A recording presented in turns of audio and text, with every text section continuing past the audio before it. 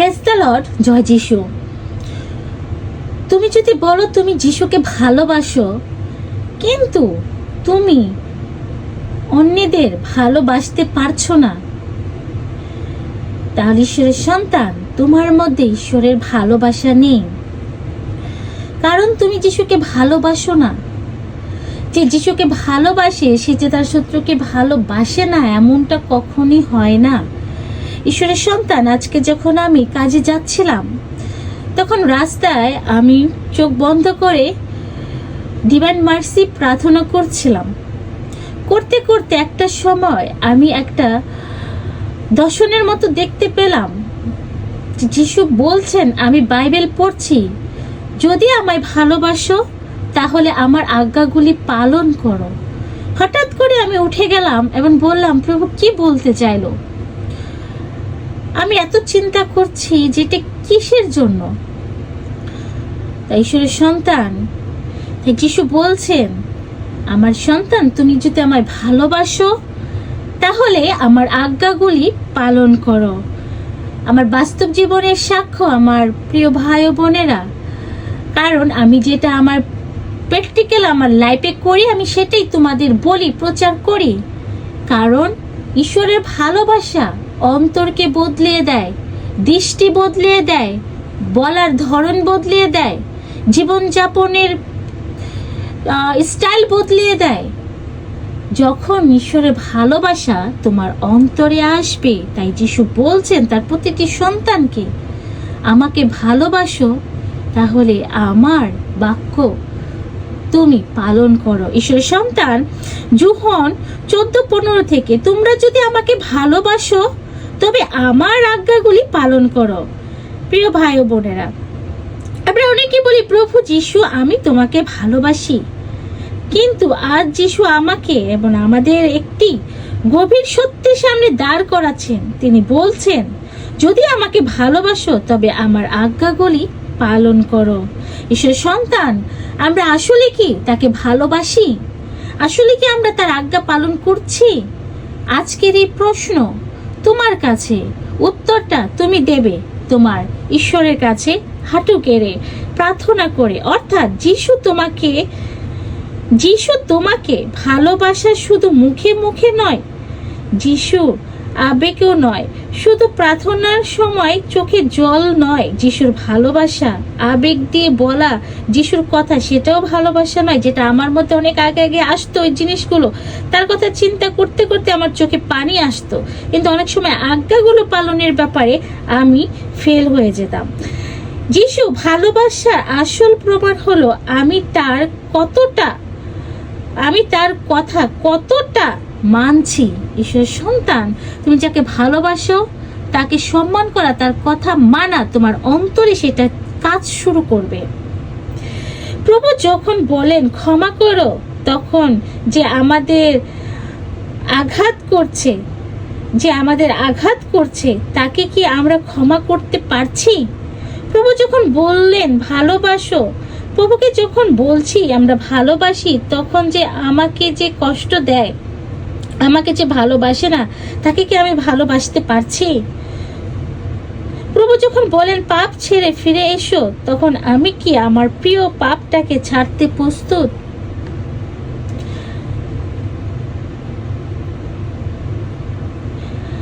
আমার জীবনে যিশুর চেয়েও বেশি গুরুত্বপূর্ণ কি আছে?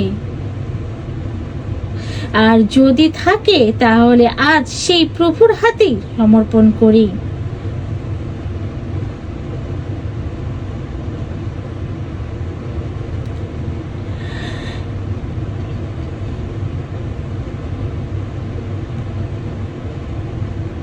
কারণ এখন আমাদের ভালোবাসার পরীক্ষা।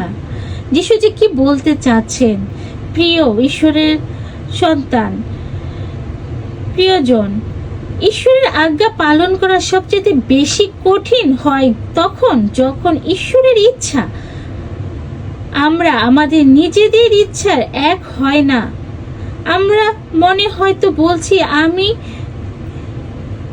তাকে ক্ষমা করব না, কিন্তু যিশু বলছেন ক্ষমা করো।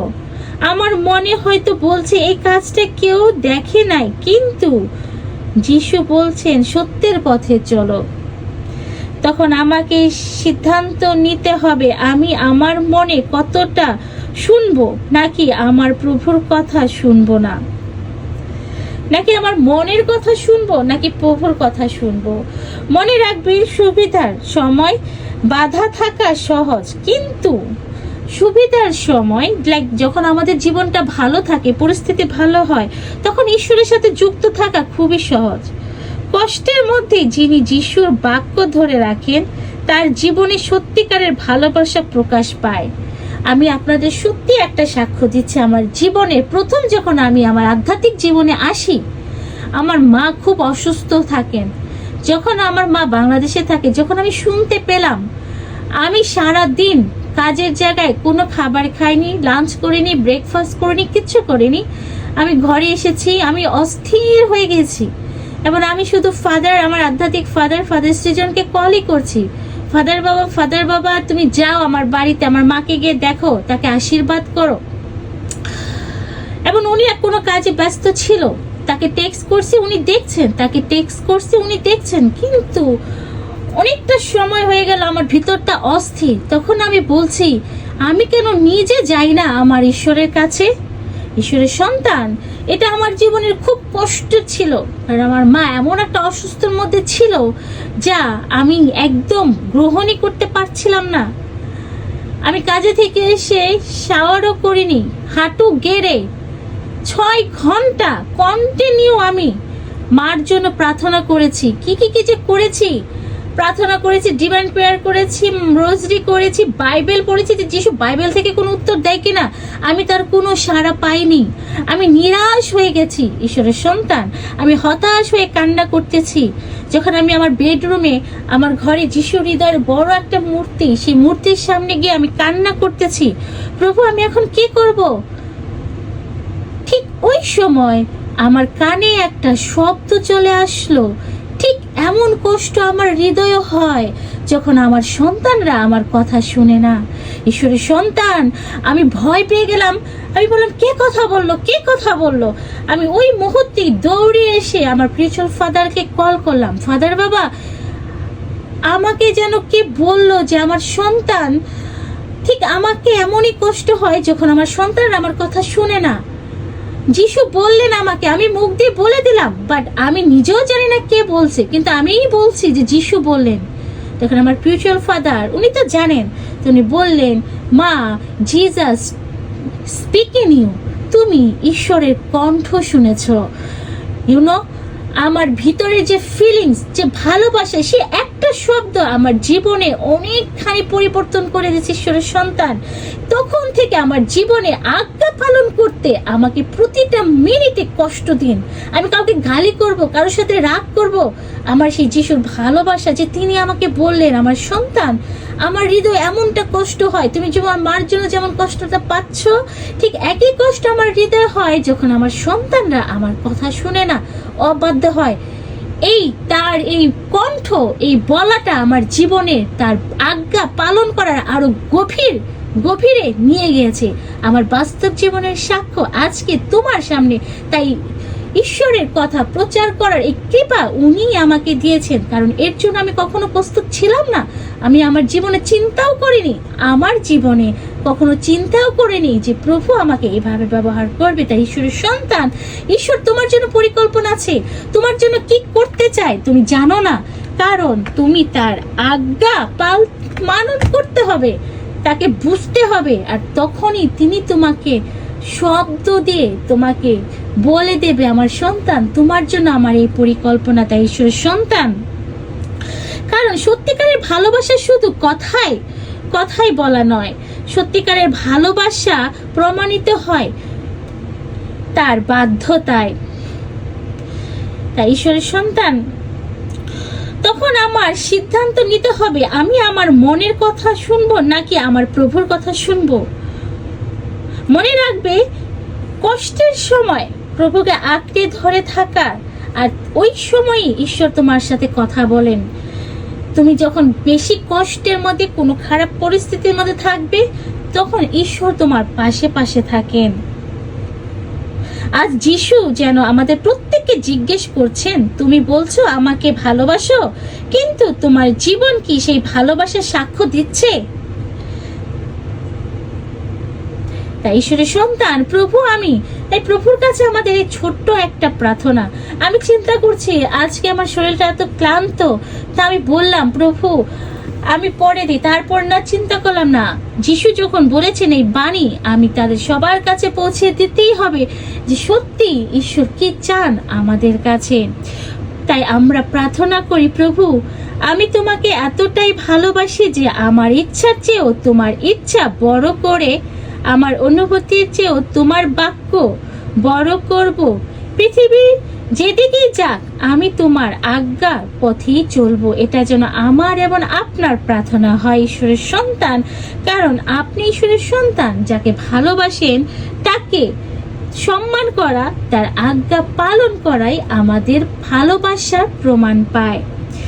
কারণ সত্যিকারের ভালোবাসা শুধু কথায় কথায় তাকে ভালোবাসি বলা নয়, সত্যিকারের ভালোবাসার বাধ্যতা প্রমাণিত হয়। তাই ঈশ্বরকে বলুন, ঈশ্বরের সন্তান, যে প্রভু আমাকে এমন একটা হৃদয় দাও যে হৃদয়ে শুধু তোমাকে ভালোবাসার কথা বলবে।